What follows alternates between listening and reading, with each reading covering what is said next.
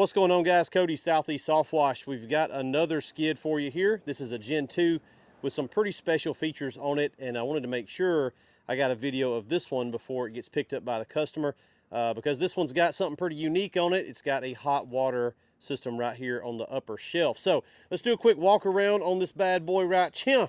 Starting at the back, we've got, this is all standard stuff, battery box. This is just an enclosure to hold the battery system in there, and then he's got a bunch of storage for some extra parts that he wanted to pick up as well, just some spare stuff, an extra gun, some spare replacement heads for his super pump, which he will need in the future.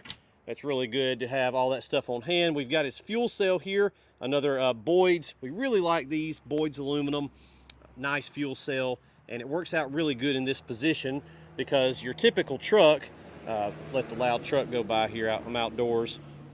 The guys are loud in the shop and the traffic's loud outside of the shop, so hopefully it's not too bad. But anyway, what I was saying is you pull up to the gas station. If you're in most trucks, your truck is going to be, the fuel door for your truck's going to be right here somewhere. So this shelf runs just right along the bed rail height.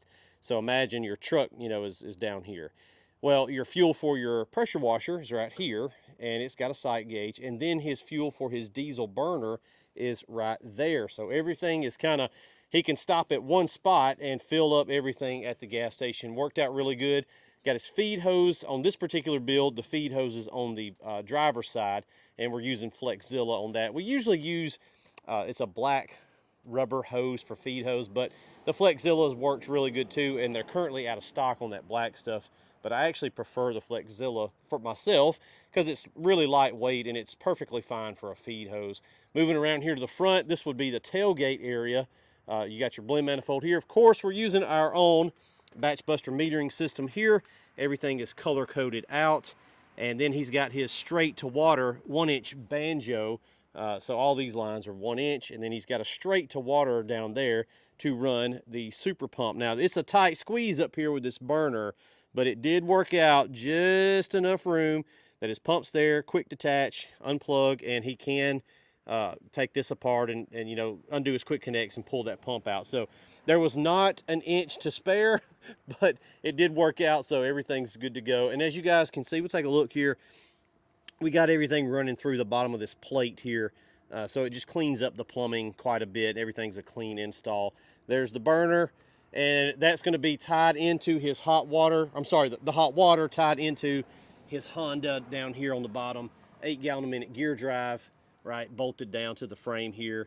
Got a soap tank over there for the soft wash system. So moving around here to the passenger side or curb side, we've got a 18-inch real big deal that's holding the soft wash hose there and the red gun. And then back here in the back, this will be up by the cab. That's going to hold his 200 feet of high pressure line, and that's hot water hose there as indicated by the red sleeve.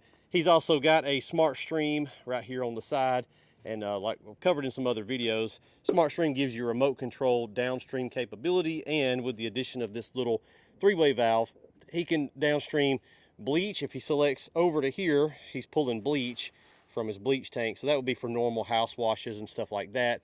If he selects back to the green zip tie, see that little green zip tie right there, that's just color coded for him in the future to know what's going on if he has to mess with these hoses. That's going to be coming back here to the back, and this little extra pickup tube here, he can drop that down into a 5-gallon bucket of whatever he wants really, but most guys use degreaser.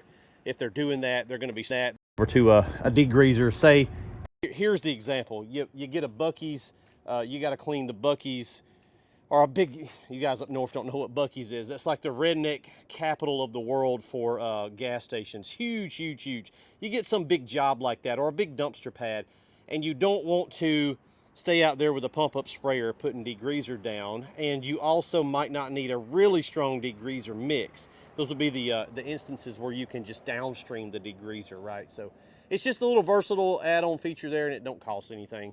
We like to do this. This build's an easy build for us to do. If you guys want to grab one, have hot water capability on a Gen 2 platform with an 8-gallon, you can go with a 5-gallon washer here. You can change that out. There's some options. Really, there's quite a bit of options. Guys, hit us up down below. There's going to be some links in the comments and in the description box. Take you over to the website. And if you're looking for some turnkey equipment, Hit us up. We're the nation's #1 provider of skid systems, trailer systems, all that good stuff. We build a hell of a lot of them. If you want to grab your own, hit us up. We'll be glad to do it for you guys. That's it. Another one in the books. We'll see you.